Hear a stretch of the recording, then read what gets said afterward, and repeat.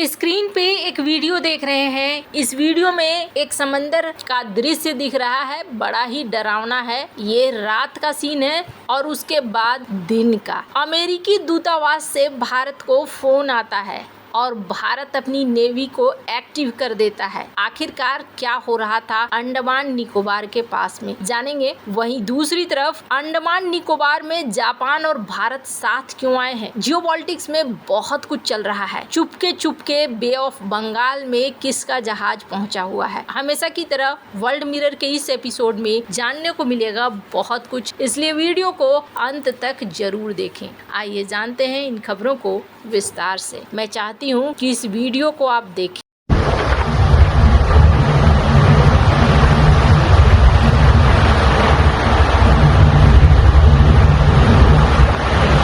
ये वीडियो बतलाती है कि कितना भयानक माहौल था। रात का समय और एक पोत जिसकी पाल फट चुकी है और जिसकी रस्सियां उलझ चुकी हैं, और ऊपर से समंदर के ऐसे इलाके में वो छोटी सी नाव है जिस इलाके में समंदर का पानी एकदम उथल पुथल कर रहा है। ये रात का समय है जब फोन आता है अमेरिकी दूतावास से भारत को। 10 जुलाई की रात को अंडमान निकोबार द्वीप समूह में एक पॉइंट है जिसे कहते हैं इंदिरा पॉइंट। इंदिरा पॉइंट से लगभग 52 नॉटिकल मील दूर एक अमेरिकी नौका फंसी हुई थी, सी एंजल, जिसमें 2 मेंबर थे और इनकी नौका की हालत बहुत खराब थी। इसकी पाल पूरी तरीके से फट गई थी, प्रोपेलर में रस्सियां उलझ गई थी और ये नौका गतिविहीन भी हो गया था और एक तरीके से डूबने के कगार पर था। और इसी समय फोन आता है और फिर अमेरिकी वाणिज्य दूतावास के माध्यम से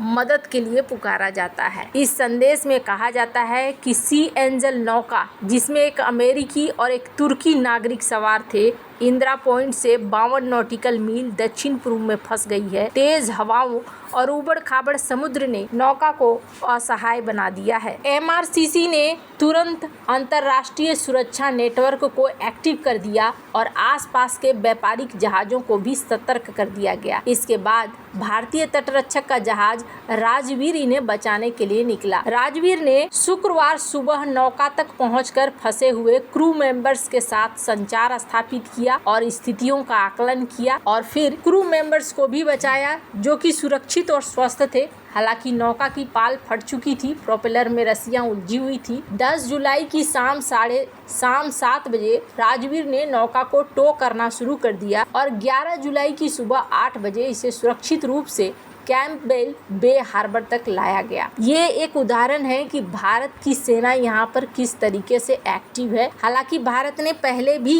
इस तरीके से एक्शन में बचाव कार्य किए हैं, लेकिन इस वक्त भारत अंडमान निकोबार जो ये इलाका देख रहे हैं, ये इलाका बहुत ही ज़्यादा खास है भारत के लिए। आज की डेट में तो और भी ज़्यादा खास बन गया है। भारत सरकार यहाँ हवाई अड्डों का भी विस्तार कर रही है। कार निकोबार में IF के लिए रनवे का विस्तार किया जा रहा है ताकि आसानी से P-8I समुद्री गश्ती, ताकि यहाँ भारतीय नौसेना के P-8I समुद्री गश्ती विमान और C-130J को उतारा जा सके। इसके अलावे भारतीय वायुसेना के जगुआर मेरीटाइम स्ट्राइक विमान सुखोई 30 MKI के लिए भी यहाँ पर जगह बनाई गई है ताकि इसे तैनात किया जा सके। अभी आपने सुना होगा INS बाज, इसे भी पूरी तरीके से ऑपरेशनल बना दिया गया है ताकि ये यहाँ पर काफी दूर तक अपनी नजरों को गड़ा कर रख सके। एक समय था जब भारत इस क्षेत्र में बहुत ज्यादा ध्यान नहीं देता था, लेकिन 1999 में कारगिल के युद्ध में भारत को समझ में आया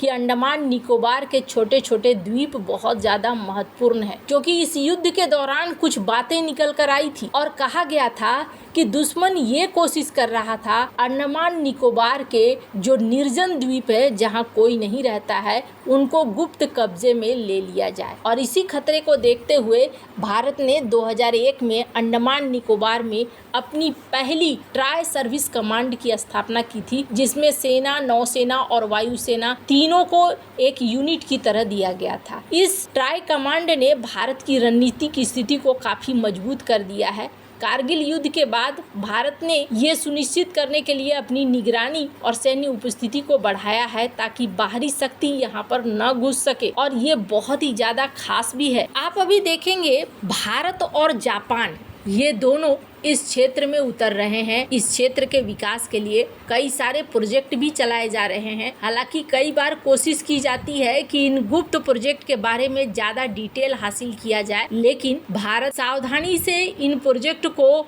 आगे बढ़ा रहा है। हालांकि कुछ लोग ये भी कहते हैं, स्क्रीन पर एक आर्टिकल देख सकते हैं, कि यहाँ पर जो प्रोजेक्ट चल रहा है उसमें ट्रांसपेरेंसी नहीं है, लेकिन कई बार ये भी देखने को मिलता है कि ज़्यादा ट्रांसपेरेंसी के चक्कर में प्रोजेक्ट ही रुक जाते हैं। अगर अंडमान निकोबार की बात करें तो ये द्वीप बहुत ज़रूरी है। कई बार हम लोग पहले भी ये चीज़ देख चुके हैं कि मलक्का स्ट्रेट के लिए भी बहुत ज़रूरी है। तो वहीं हाल फिलहाल में भी एक कांड हुआ है, जिस कांड की वजह से माना जा रहा है कि अगर भारत के ये द्वीप ना होते तो भारत के लिए बहुत मुश्किल खड़ी होती। अभी अंडमान निकोबार के स्टडी के लिए भारत की तरफ से कई प्रोजेक्ट चलाए जा रहे हैं, जैसे कि सबमरीन केबल वगैरह भी 150 किलोमीटर क्षेत्र तक बिछाया जा रहा है। और ये क्षेत्र तो अभी और भी ज़्यादा महत्वपूर्ण हो गया है, क्योंकि इसके आसपास गुयना के तरह काफी बड़े इलाके में 2 लाख करोड़ लीटर का ऑयल जैकपॉट हाथ लगा है, जिसके बाद माना जा रहा है कि भारत की इकोनॉमी में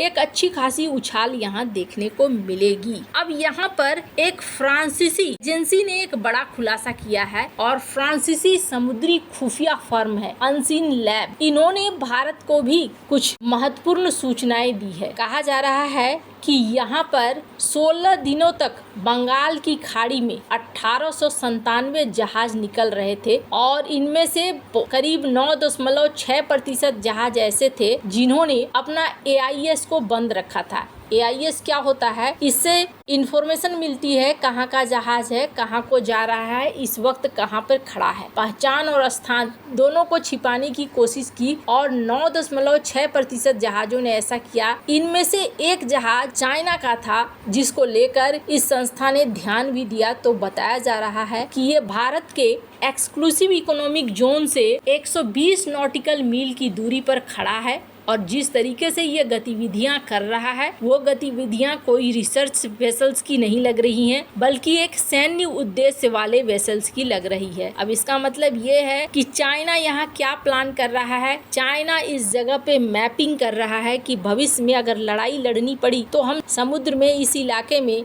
अपने पनडुब्बियों को कैसे चलाएंगे। साथ ही साथ बे ऑफ बंगाल का जो ये इलाका है, इस इलाके में भारत अपने मिसाइलों का परीक्षण करता है, जो बहुत ही महत्वपूर्ण है। चाइना इन मिसाइलों के ऊपर नजर भी रखना चाहता है, माना जा रहा है। इस वजह से भी बार बार चाइना अपने जासूसी जहाजों को इधर भेज रहा है, और यही कारण है कि भारत लगातार अंडमान निकोबार में बहुत एक्टिव है और अब अपने आप को और भी ज्यादा मजबूत बना रहा है। वैसे आपको क्या लगता है इन सब मामले में, आपकी क्या राय है? कमेंट कर जरूर बताएं। जल्द मिलते हैं अगले वीडियो में नई खबर के साथ।